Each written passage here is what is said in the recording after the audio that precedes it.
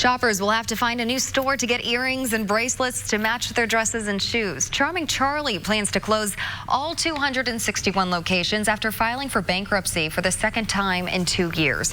The accessory shop is known for its wide selection of colors and styles, and there are Charming Charlies at Greenwood Park Mall, Clay Terrace, and Hamilton Town Center.